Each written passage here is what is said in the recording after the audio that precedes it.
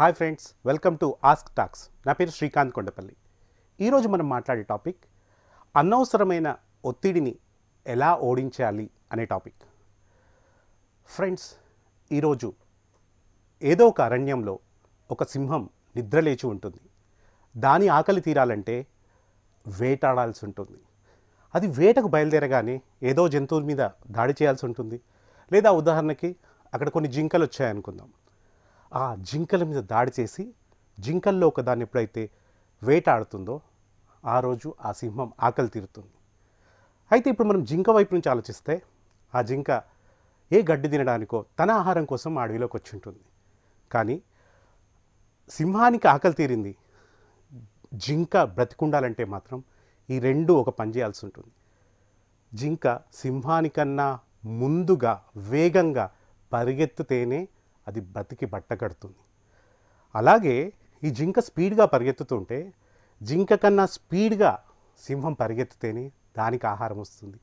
ఈ రెండిటి మధ్య ఒక రకమైన ఒత్తిడి ఉంటుంది. ఇది సహజంగా అడవిలో జరుగుతుంటుంది. కానీ అనుకోకుండా మనం వెళ్తూ ఉన్నప్పుడు మన ముందుకి సింహం వస్తే రెండు జరిగే అవకాశం ఉంటుంది. అక్కడేమో జింక పారిపోతుంది. కానీ ఒక మనిషి విషయంలో రెండు జరగవచ్చు. అతను నేను సింహ బలుడు అనుకుంటే ఆ సింహంతో పోరాడవచ్చు, లేదా పారిపోవచ్చు. ఇలాంటి సందర్భంలో ఏమవుతుంది అంటే సహజంగానే మనిషికి తన బ్రెయిన్ పారిపోదామనుకున్నప్పుడు బ్రెయిన్ రిలీజ్ చేసే కెమికల్స్ వల్ల తన కాళ్ళల్లో ఎనర్జీ వస్తుంది. లేదు పోరాడదాం అనుకున్నప్పుడు బ్రెయిన్ రిలీజ్ చేసే కెమికల్స్ వల్ల తన చేతులలో శక్తి వస్తుంది. అయితే అడవిలో సింహం కాకుండా ప్రస్తుతం ఉన్న మన కాంక్రీట్ జంగిల్లో మన ముందు ఒక సింహం వస్తే ఆ సింహం జంతువు కాకుండా ఒకరికి ఆఫీస్లో తన బాస్ అయితే, ఒకరికి ఇంట్లో తన భార్యో లేదా భర్త అవుతే, లేదా ఒకరికి తన అత్తగారు అవుతే అప్పుడు రెండు అవకాశాలు ఉంటాయి. దాన్ని మనం ఫైట్ ఆర్ ఫ్లైట్ అంటాం. అడవిలో అయితే అదే చేస్తాం. ఫైట్ అంటే పోరాడతాము, ఫ్లైట్ అంటే అక్కడి నుంచి పారిపోతాం. కానీ ప్రస్తుతం ఒక ఆఫీస్లో బాస్ అనే సింహం ముందు పారిపోలేము, అలా అని పోరాడలేము. జనరల్గా ఏం జరుగుతుంది అంటే థర్డ్ జరుగుతుంది. ఫైట్ జరగదు, ఫ్లైట్ జరగదు, ఫ్రీజ్ అనే ప్రాసెస్ జరుగుతుంది. ఏంటి దీనివల్ల అని ఆలోచిస్తే ఈ ఫ్రీజ్ జరిగినప్పుడు ఏమవుతుందంటే న్యాచురల్గా మన బ్రెయిన్ ఒక సింహం కనబడ్డప్పుడు లేదా మనకి నచ్చని సందర్భం ఏర్పడ్డప్పుడు మనం మాట్లాడుకున్నట్టు కెమికల్స్ రిలీజ్ అవుతాయి. కానీ ఈ ఫ్రీజ్ అనే ప్రాసెస్లో పారిపోవట్లేదు, పోరాడట్లేదు కాబట్టి ఆ కెమికల్స్ అన్నీ మన బాడీలో రిలీజ్ అవుతాయి. ఆ తర్వాత ప్రస్తుతం మనం చూస్తున్న ఎన్నో హెల్త్ ప్రాబ్లమ్స్, హార్ట్ అటాక్స్ కానివ్వండి, బీపీ కానివ్వండి, షుగర్ కానివ్వండి, ఇలాంటి ఎన్నో సైకోసొమాటిక్ డిసీజెస్కి ఇదే కారణమవుతుంది. ఒకప్పుడు అడవిలో మనిషికున్నప్పుడు ప్రాబ్లం లేదు, కానీ ఇప్పుడు ఈ ఫ్రీజ్ అయ్యే ప్రాసెస్లో వచ్చే కెమికల్స్ని ఎలా మనం తగ్గించుకుంటాము అనేది చాలా ఇంపార్టెంట్. అందుకోసం ఇవాళ మన టాపిక్ అనవసరమైన ఒత్తిడిని ఎలా తగ్గించుకోవాలి అని. సో ఫ్రెండ్స్, మీరు అనొచ్చు అనవసరమైన అంటే ఒత్తిడి కొంత అవసరమా అని. అవును, కొంత అవసరం. అదేంటో ఇప్పుడు చూద్దాం. ఒకరోజు అప్పారావు రాత్రి 12 అయినా కూడా నిద్రపోవట్లేదు. బెడ్ మీద అటు ఇటు తిరుగుతున్నాడు. అప్పుడు పడుకున్న అతని వైఫ్ సావిత్రి గమనించి లేచి ఏంటండి నిద్ర పట్టట్లేదా అని అడిగింది. అప్పుడు అప్పారావు అన్నాడు, అవునే, మన సుబ్బారావుకి రేపు 2 లక్షలు ఇస్తా అని మాటిచ్చా, కానీ నాకు ఈరోజు డబ్బులు అడ్జస్ట్ కాలేదు. రేపు వాడి మొహం ఎలా చూడాలి, ఈ మాట వాడికి ఎలా చెప్పాలి అని బాగా టెన్షన్గా ఉంది అని అన్నాడు. అప్పుడు సావిత్రి గారు వెంబడే పక్కనున్న ఫోన్ తీసుకొని సుబ్బారావు గారికి ఫోన్ చేసి, అన్నయ్య, ఈయన మీకు రేపు డబ్బులు ఇస్తా అన్నాడు కదా, అనుకోకుండా అడ్జస్ట్ కాలేదు, ఇంకొక 2 రోజులు అడ్జస్ట్ చేస్తాడన్నయ్య, ఏమనుకోకండి, గుడ్ నైట్ అన్నయ్య అని ఫోన్ పెట్టేసింది. ఇక్కడ ఈవిడ ఫోన్ పెట్టేసింది. ఆటోమేటిక్గా అప్పారావు గురకలోకి జారుకున్నాడు. ఈయన నిద్రపోయాడు, కానీ మీరు ఊహించవచ్చు ఇప్పుడు ఎవరు నిద్రపోలేదు అని, సుబ్బారావు పరిస్థితి ఏంటి అని.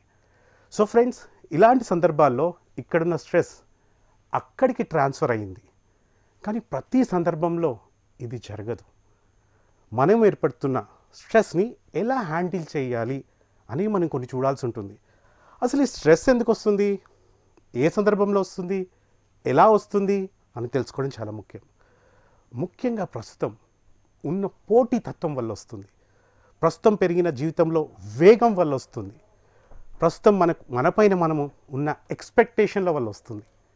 సో ఇది ఎలా ఉంటుందంటే, ఒకసారి ఒక హెలికాప్టరు ఒక రాకెట్ ఈ రెండు మాట్లాడుకుంటున్నాయట. హెలికాప్టర్ ఉన్నట్టుండి రాకెట్తో అందట, నువ్వు నాతో పోటీ పడతావా వేగంలో అని తొడగొట్టిందట. అప్పుడు రాకెట్ నవ్వుతూ, అదేంటి ఎప్పుడో చిన్నప్పుడు విన్నా కథ నేను, టాటాయిసు ర్యాబిట్ అని అలా ఉన్నావేంటి అన్నాడు. లేదు ఇప్పుడు నాతో పోటీ పడతావా అని హెలికాప్టర్ మరి తిరిగి ఛాలెంజ్ చేసినారు. సరే చూద్దాం అని ఇద్దరు పోటీ పెట్టుకున్నారు.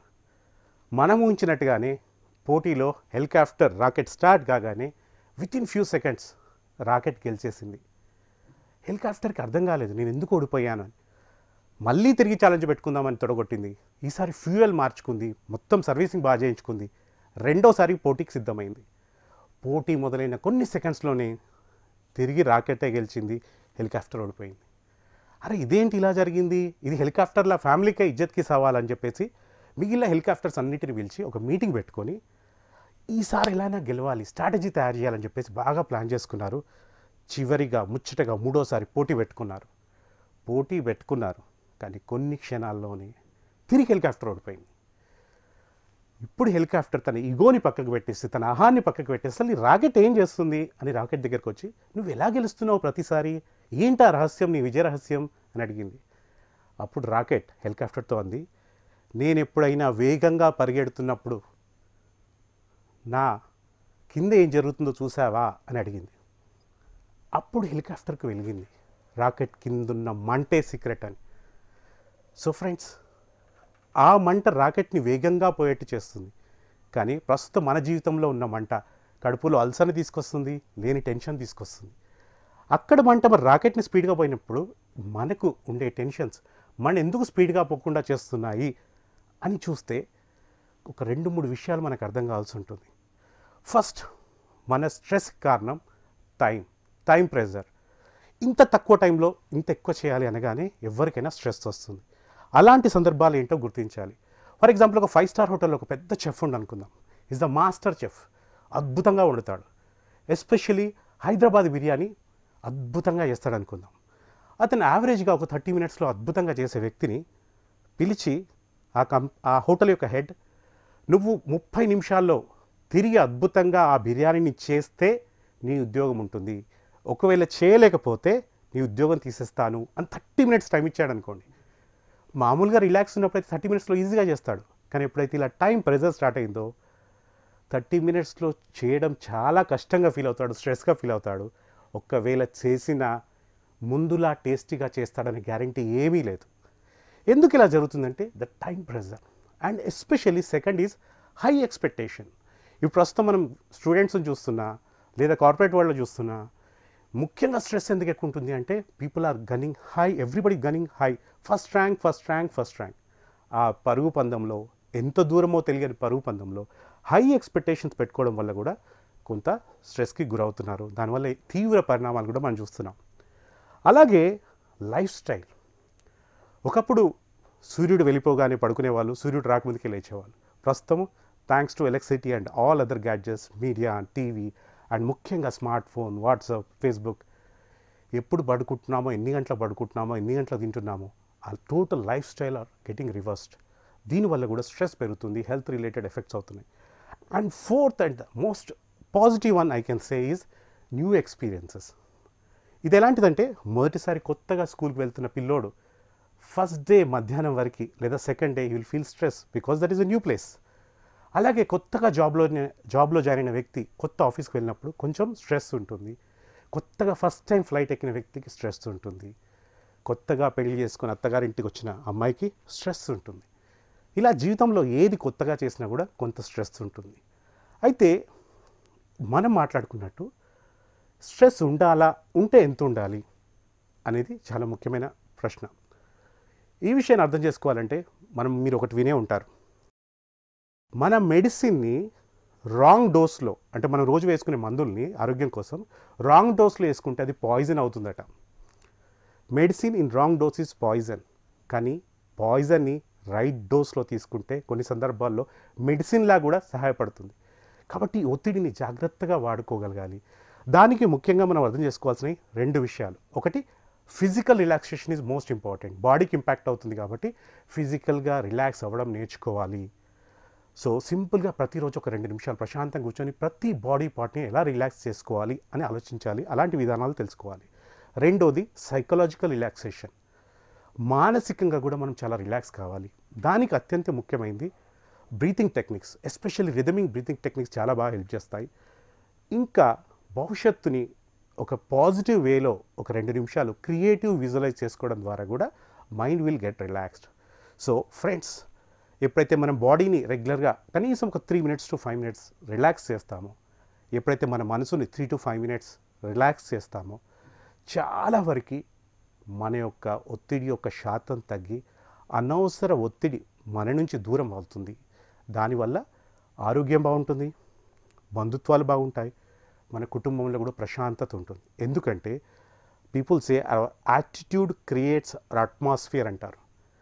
మన ఇంట్లో ఎలాంటి వాతావరణం ఉంటుందనేది మన యొక్క ఒత్తిడి మీద ఉన్న విషయం మీద కూడా ఆధారపడి ఉంటుంది. కాబట్టి ముఖ్యంగా ఇద్దరి మధ్య సంబంధంలో ఎదుటి వ్యక్తి అడగకుండానే మనకి ఏదైనా చేశాడు అంటే అతను మనకు పాలు లేదా పాయసం ఇచ్చినట్టు అర్థం. మనం అడిగితేనే ఎదుటి వ్యక్తి ఇచ్చాడు అంటే అతను నీళ్ళు ఇచ్చినట్టు అర్థం. మనం ఎదుటి వ్యక్తిని ఒత్తిడి చేసి అతని నుంచి తీసుకున్నాము అంటే అది రక్తం అని అర్థం. అలాంటి పరిస్థితి, అలాంటి ఒత్తిడి ఏ పరిస్థితుల్లో ఎవరికి రావద్దని కోరుకుంటూ, ప్రశాంతంగా ఆరోగ్యాన్ని మనసుని రక్షించుకుంటూ, అనవసర ఒత్తిడిని తగ్గించుకుంటూ అందరం హ్యాపీగా బతకాలని కోరుకుంటూ, ఆ దేవుడు అందరికీ అందిస్తాడని ఆశిస్తూ, thank you very much. All the best.